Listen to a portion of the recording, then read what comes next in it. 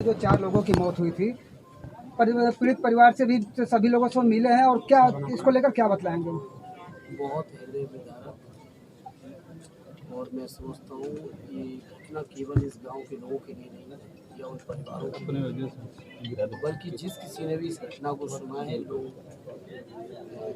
हृदय से हिल गए हैं, क्योंकि जिस तरह के नौजवानों की डेथ हुई, मैं समझता हूँ वो नौजवान न केवल इस गांव के लिए, इस क्षेत्र के लिए, बल्कि पूरे इलाके के लोगों के बीच पॉपुलर नौजवान थे और अपने परिवारों के सबसे जिम्मेदार नौजवानों में से।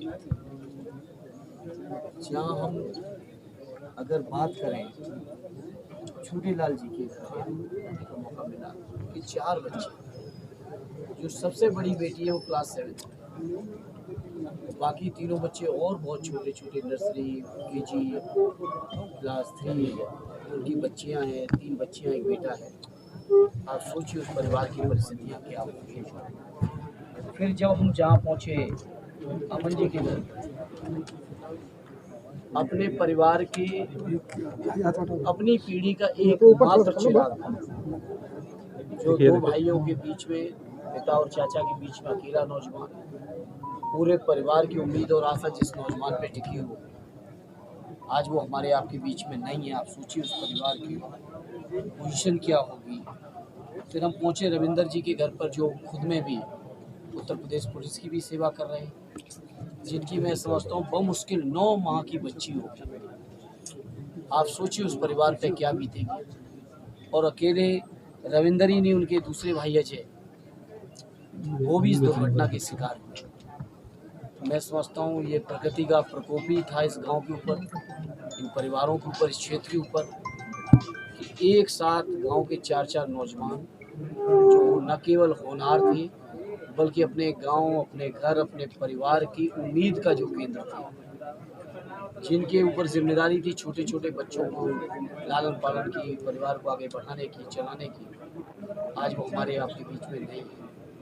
मैं सोचता हूँ बहुत दुर्भाग्यपूर्ण घटना है, जितना उसके बारे में कहा जाता है। सांसद जी, जैसा कि घटना को हुए लगभग 1 सप्ताह हो चुके हैं और अभी तक प्रदेश सरकार के द्वारा किसी भी तरह का पीड़ित परिवार के लिए राहत की बात नहीं कही गई अब तक, क्या लगता है? देखिए, मैं मांग करूँगा सरकार से कि राजनीतिक द्वेष विद्वेष छोड़कर कभी इंसानियत, मानवता और समाज के लिए जो जरूरी जिम्मेदारियां हैं सरकार की, कभी उसकी तरफ भी बढ़े। कोई मामूली बात नहीं है, पूरे परिवार उजड़ गए, लोगों की उम्मीदों के केंद्र थे वो चले गए, और परिवार, मुझे लगता है इसमें भी सौतेला व्यवहार किया। जिस तरीके की अभी हम और आप जहाँ बैठे हैं, बगल की घटना है, जो नॉर्म होनी चाहिए हाई टेंशन लाइन की, सड़क से जितनी ऊंचाई पर होनी चाहिए, क्या वो है, आप सब देख रहे हो, जान रहे हैं। और फिर जिस तरीके का उस दिन तूफान आया, आंधी आई और झंडा जाके हाई टेंशन लाइन में लड़ा जाके, जो नौजवान झंडा गाड़ने चाह रहे थे, नौजवानों की आज हमारे यहाँ कोई कुछ नहीं है। तो जब सरकार को इन परिवारों को जिम्मेदारी उठानी चाहिए और प्रत्येक मृतक परिवार को कम से कम 1 करोड़ रुपए का सहयोग देना चाहिए, जिससे कम से कम उनके बच्चे, उनके परिवार के जो बाकी लोग हैं, जो उनकी जिम्मेदारी उनके ऊपर थी, कम से कम वो लोग जीवन बेहतर जी सके। ये जिम्मेदारी सरकार की बनती है। ऐसे में क्या कारण लगता है कि अभी तक जो इस तरह की कोई राहत की बात नहीं हो रही है? अब ये तो सरकार में बैठे लोग बताएंगे, हम तो उनसे अनुरोध ही कर सकते हैं। राजनीति करने के बहुत सारे मौके आएंगे, कर लें, लेकिन कम से कम इस समय संवेदनाओं के साथ जो जिम्मेदारी बनती है उस जिम्मेदारी को निभाएं। नेताजी, अभी आप परिजनों से मिले हैं, परिजनों से किस तरह की बातें हुई, क्या बातें हुई? अब आप समझ सकते हो इस माहौल में परिजन क्या है, किस माहौल में और किन परिस्थितियों में होंगे, किस तरह के होशो हवास में वो होंगे, किन परिस्थितियों में होंगे, ये बात तो मैं समझता हूँ हर संवेदनशील व्यक्ति ही समझ सकता है। इसलिए मैं कह सकता हूँ कि परिजन लोग इस समय बहुत ज़रूरत में हैं, परेशानी में हैं, उन्हें मनोबल की ज़रूरत है, उन्हें लोगों के समर्थन की ज़रूरत है, संबल की ज़रूरत है, और सरकार को जिम्मेदारी निभानी चाहिए। तब चीज़ समाज में तो लोग निभा ही रहे हैं, क्षेत्र के लोग निभा रहे हैं, लेकिन सरकार कोई जिम्मेदारी नहीं निभा रही है। हालत ये है कि जो नौजवान घायल हैं, जो जीवित हैं, उनके भी इलाज को नहीं करवा रही सरकार। घायलों का भी इलाज नहीं करा रहे, मुआवजा के नाम पे कुछ भी नहीं दिया, जबकि ये प्राकृतिक आपदा है।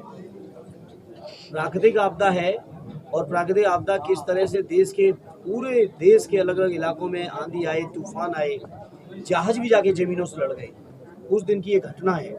तो मैं समझता हूँ सरकार को जिम्मेदारी उठानी चाहिए, और सरकार जिम्मेदारी नहीं उठाती है तो ये उसकी मर्जी है, लेकिन हम लोग मांग कर सकते हैं और मांग करें। और मैं समाजवादी पार्टी की ओर से अपने नेता आदरणीय अखिलेश यादव जी और अपने पूरे गाजीपुर के स्थानीय समाजवादी साथियों की तरफ से कह सकता हूँ कि इस पूरी समाजवादी पार्टी इस परिवार के साथ, गांव के साथ, जिस भी हालत में है हम लोग साथ हैं। सांसद जी, अगर राजनीति की बात किया जाए तो आज जो है मायावती जी अपना सरकारी बंगला छोड़ रही हैं, आखिर इसके पीछे क्या कारण है और क्या लगता है, कोई डर है?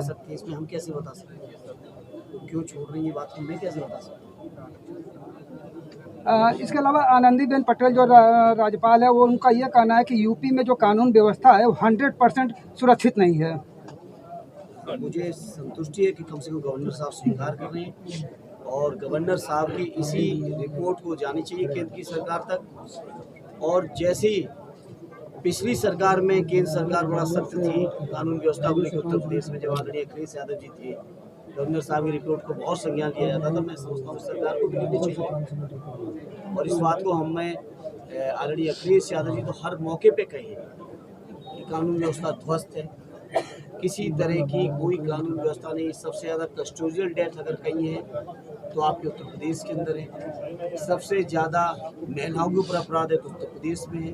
इस बात को तो हमारे राष्ट्रीय अध्यक्ष जी लगातार कह रहे हैं।